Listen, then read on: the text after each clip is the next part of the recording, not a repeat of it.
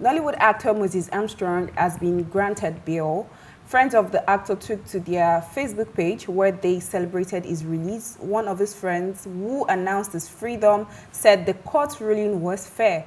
Armstrong was arrested by men of the Akwa Ibom State Police Command in June for allegedly defiling a 16-year-old girl. Wow.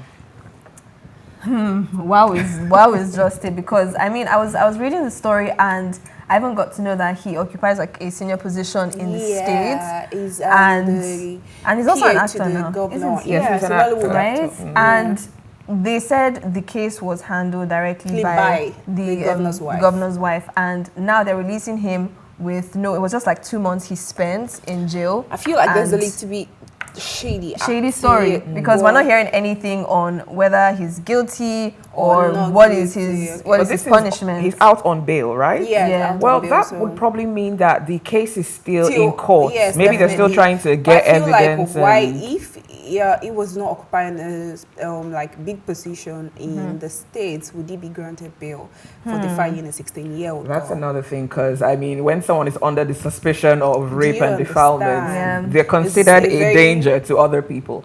But you know, according to the eyes of the law, he's innocent until proven guilty. Okay. Fingers crossed. If he is guilty, hopefully the law would determine that. All right, but what's your take on this old Nollywood actors having to mingle with? This is not the first time we're getting this kind of reports, like people who are in the spotlight taking advantage of young girls in situations like this. Like it comes up like a lot, and not even just people in the spotlight. There are a lot of people who do this on a normal day, and I hope the law should catch up with them very soon. Absolutely. So I feel like, why does it keep happening? Why do you put yourself in that position whereby you know that, okay, you are in the spotlight, you're an actor, so why would you want to do things to like stain yourself or your name or something?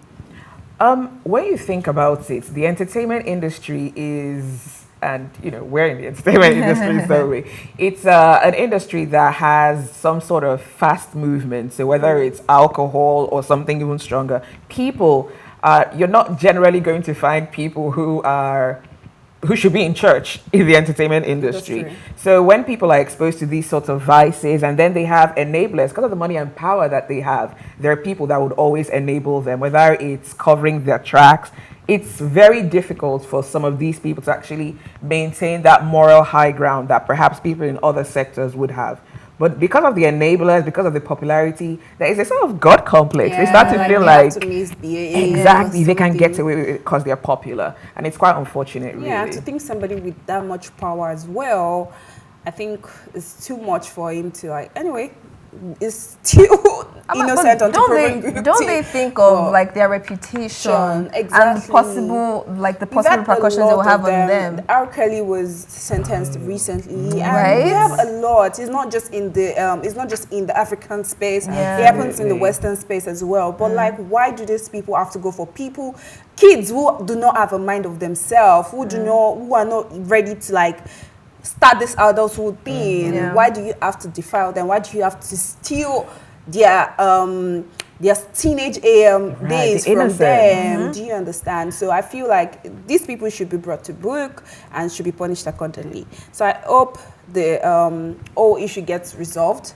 and we get to know who the victim is and who the criminal is. You know, if the victim is a child defilement, they would probably want to keep her identity anonymous to protect her, because you never know. We don't want to know who the obviously nobody would want to like spoil the girl's kind of image or something, but then the man, if he is actually guilty, it will actually come out at the end of the day, and we'll know that, okay, this man was wrong. But you know who I'm worried about? Those family and friends that are supporting him and celebrating if it turns out that he is guilty, I believe it would be embarrassing. They will be silent, because they always say when you're popular, when you are doing good, everybody's supporting you. But then when you're suddenly like in a bad space, everybody leaves you alone. A lot of people would leave you alone. Why celebrate somebody that was released on bail and somebody who is associated with that kind of thing? Even the Actors Guild had to like take a step back and be like, they do not want to be associated with that kind of situation or whatever it might be on ground. So I feel like that kind of thing, whoever is supporting us at that time, fine, is still not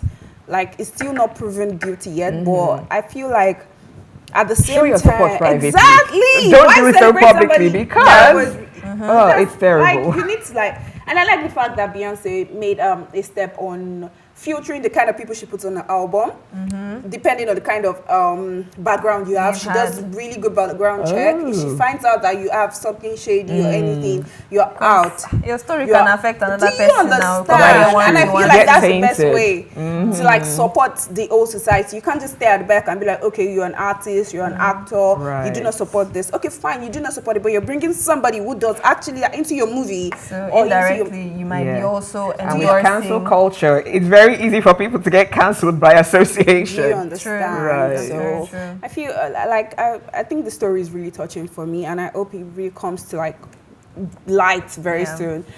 All right, let's move right into the next story for the day. Actress Kate Henshaw has argued that significance is better than success. She argued significance is better because it's self-transcendent, as others get to benefit from it, but success is just for a person. Words. Well, I feel like, does it make sense to be successful and not be significant? I think success means different things to different people, right? Relative. So someone's metrics for success could be how much money a person has, and in Nigeria, unfortunately, that's how a lot of people are defining success. Some others might say success is based on how many lives you've impacted with your fame or with your riches or anything. And some others might say it's education. Some others might say it's exposure, right? So there are different metrics for success. But in a way, I do agree with her, though, because if you're significant, it means you've made a difference. Yes, exactly. Right? You've made a difference in anything you're into, either in the society or your workspace or anything. So I feel like it comes hand in hand, though, because you can't be pursuing to be successful while you're negligent about other things. Do you understand? So I feel like, there's something relatable there. So I totally agree with her. You have to be significant enough before. Anyway, I think what she was trying to point out is that, like, when you're successful, it feels like you're successful for yourself and the success goes just to you. But then when you're significant, you are significant and successful, I believe, and then you're also able to make impact on other people. Right? But I also feel like maybe we can twist it to be like, how about you be successfully significant? Or you be significantly successful? I think I'll take the first one. Significantly successful. Successfully significant. I will relate it with people who, how would I say it? Who have fame and don't have money. Or let me see. Let's use that. Like, you have fame, but you don't have money. You're successful, you're doing very well, but then the pressure of the society, you can't take it. And then, but you need the money to be significant in Nigerian society.